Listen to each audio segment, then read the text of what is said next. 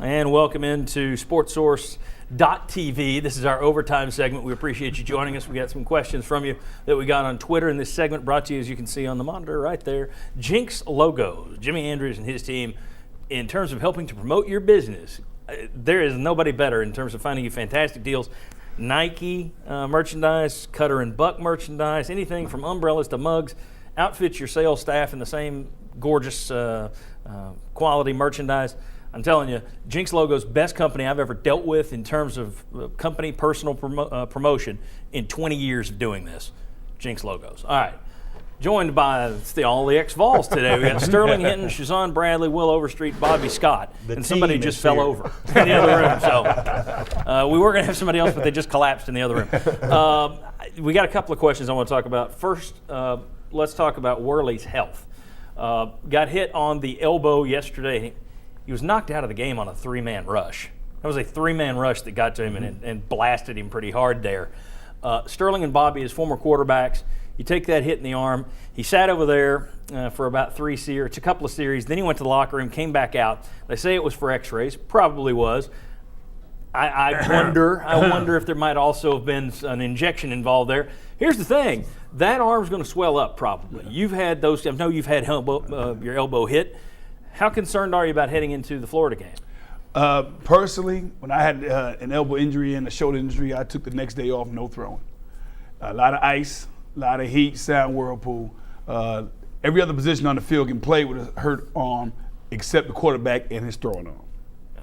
Bobby, thoughts, any concerns about Worley for the Florida game? I mean, he came back in and played well. Yes. I don't think there's any worry. I mean, if he could do it that soon after having an injury, I think he'll be fine. Sometimes, though, you see that the adrenaline kicks in on that first game, and then the next week, it works a lot with ankles. Guys can come back out there with a sprained ankle, and then they come back and say, well, he can't play at all this week because you do more damage to it.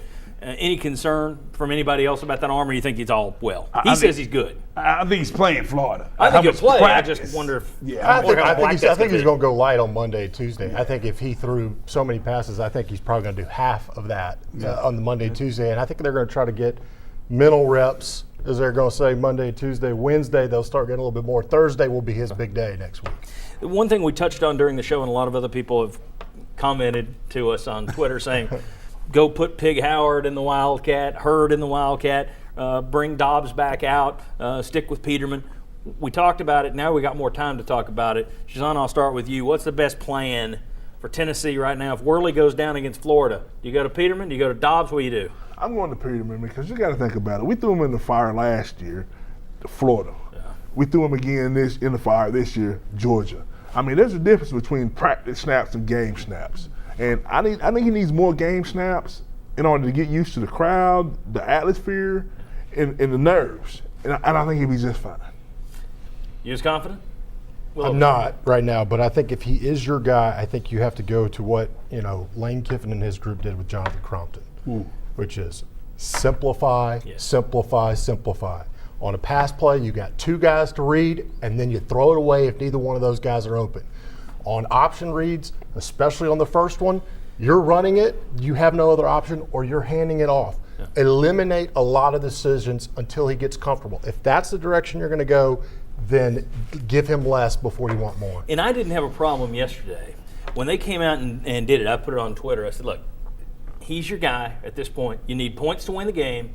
Let him run the offense and see how he does. Okay, we saw how that worked. Now I agree with you.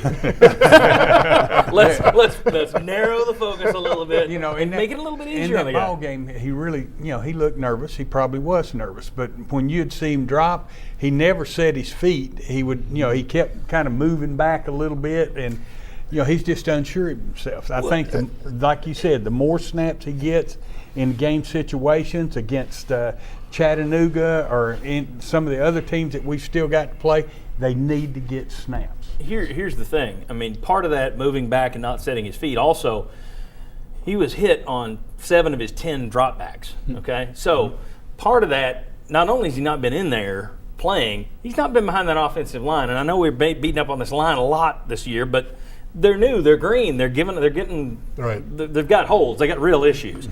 If you're a quarterback just stepping in there and you're not on the field, you might have nerves anyway.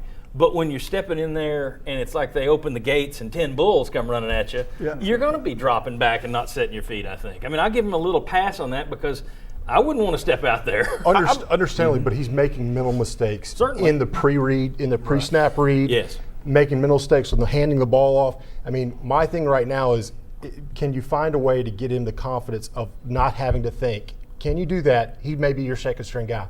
If you can't, then he doesn't need to be your guy, and you need to go to the next guy. Who is that? Do the exact same thing. Small package, limited decision making. Go out there and see what they can do. And that's a question if they really want to redshirt Dobbs. Sterling, I'll let you have the final. You know, Peterman is playing at a high level in practice. I mean, I've seen this guy look stellar in practice. He's done what he has to do to prove to get the position. Now he has to perform when the lights come on. And I think he will. It's like Will touched on, whatever that mental thing that the coaches can say or he does pregame, whatever that is, find out what that is, let him do it so he's confident in his gameplay as he is in his practice play. Okay, any other last points, or are we good? I mean, yesterday I think he was a bit rushed. He was throwing the ball off his back foot. Yeah. As a quarterback, your money's coming off the front foot. Yeah.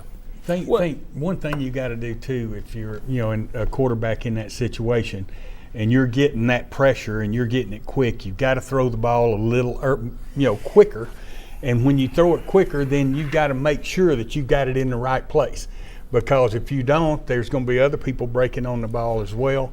And it's just a hard situation for a quarterback to be in. And when we talk, and it's exacerbated by that offensive line. We talked about it during the show. Yes, he held the ball longer than Worley did. We're talking about him still getting hit at the 3-second mark.